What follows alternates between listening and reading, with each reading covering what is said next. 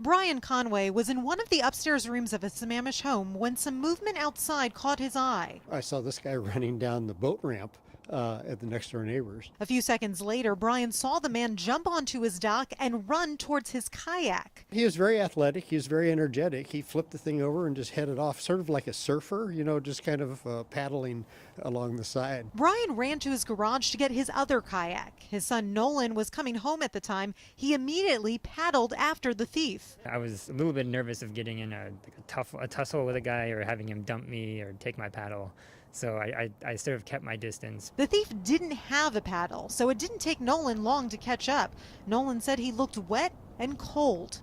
He immediately said, just volunteered to go ashore. By the time they got to shore, the police were there. They had been chasing the thief and his girlfriend after they ditched their car several blocks away. It was full of stolen mail. He was apologizing to me as we approached the dock. The police definitely said, "Oh, you have many more people to apologize to," and they were not happy with him. I didn't realize he was trying to escape. I thought that this was a kayak theft, but it was part of a larger scheme. They're glad the thief was caught, and their neighbors will get their mail back. I think in retrospect, and he'll have time to think about this, I think the water escape was probably not a good idea. The moral here, I think, is that if you're going to steal a kayak, you want to be sure to steal the paddle too. Christopher Bethea is a happy, vibrant 2-year-old in the 97th percentile of growth. He's standing up on his own already. He's got 4 teeth.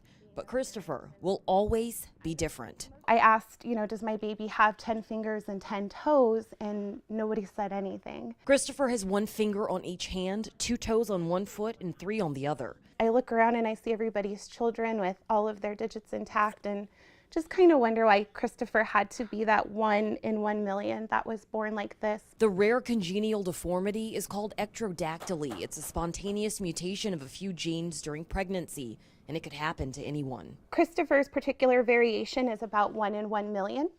There are very few people in the world that have just the 1 finger on each hand due to ectrodactyly.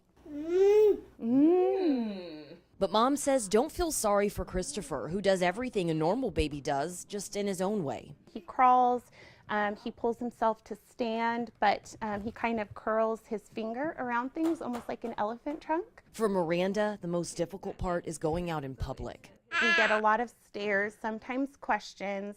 I actually had a girl in Walmart try to take a picture of him. It's not the misguided curiosity of strangers, but the need to improve Christopher's quality of life that has led Miranda to choose an invasive surgery for her son. Over the next 3 years, Christopher will fly across the country and endure nearly a dozen different procedures. Bone will be transplanted from his toes and placed on his hand, giving Christopher an additional finger.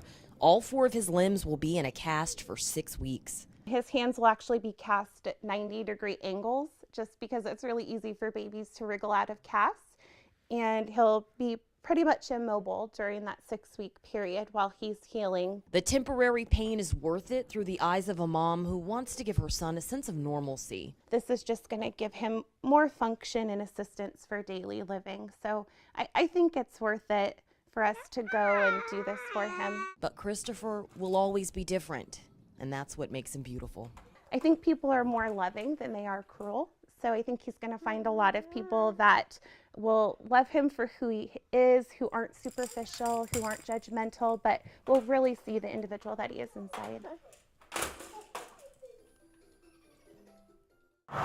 We are in Auburn right now, and we're going to test out this Auburn to Renton on 167. Right now it's saying 15 minutes. It's pretty good, especially for 6 o'clock in the morning, but we're just going to see if it's accurate. That's the important thing, right? You want to be able to trust these things. So let's do it. Oh, look at those times there. An updated sign gave us a 21-minute drive time. At this point, I don't think it matters if you are in the HOV lane. 167 is about as smooth as it gets. So we're here, basically right on the money. It took us 22 minutes. WashDOT showed us their secret to calculating your morning drive times. They use these induction loops, copper coiled up in the roadway, and clock how quickly cars pass over them. When we have a speed and a distance we can calculate a time. Data is sent back every 20 seconds, which is used to update the travel times you use every 5 minutes. Engineer Mon Sadhu says the technology is the most comprehensive in the country, but it's still not foolproof during nightmarish rush hour. Severely congested conditions where speeds are, say, less than 10 miles an hour, it's hard to actually measure speeds less than that.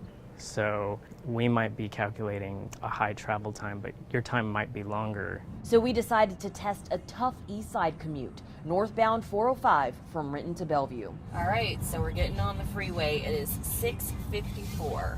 Go! Estimated drive time in the general purpose lanes is 35 minutes.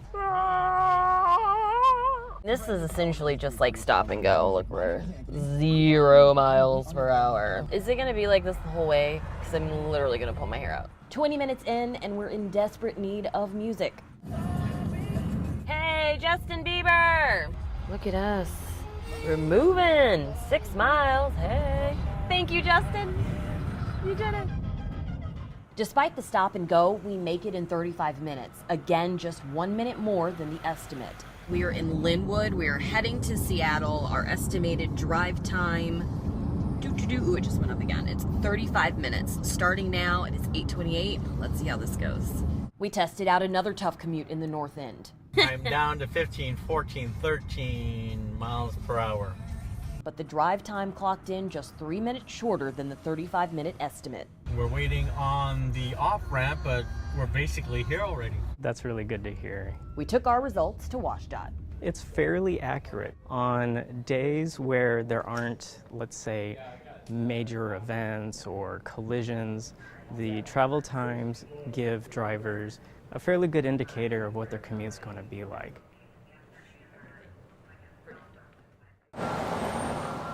One of these things on Northwest Market Street is not like the other. In the midst of hotspots selling $13 cocktails and 4-star Yelp reviews is a homeless camp.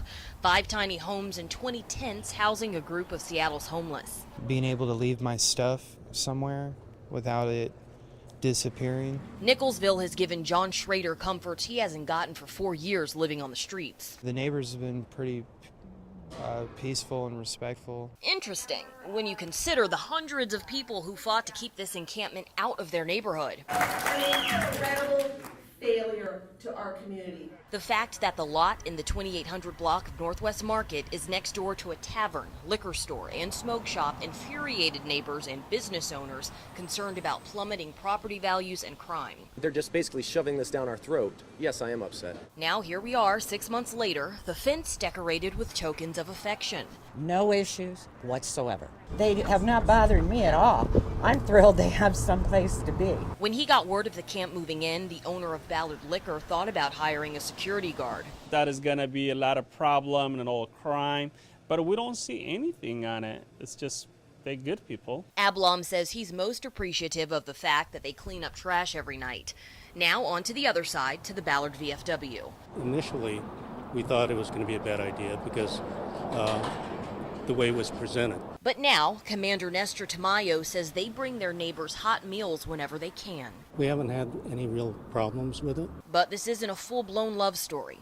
So we talked to the owner of King Smoke Shop here, and he didn't want to be on camera, but he tells me the business has seen a 25% decrease in revenue just in the last 6 months. Now, he attributes that to the lack of foot traffic. He says people are crossing the street to avoid walking by the tent city. The owner says he's had some high-end smoking equipment ripped off. He worries the thief came from the homeless camp. Any problems seem to be taken care of by our police department here in Ballard. We checked the police stats. They tell us they've responded to minor incidents at the camp, but no significant crimes or violent crimes. John Schrader thinks all that fear comes down to this. The people who don't like this camp are people who don't like to see all sides of humanity.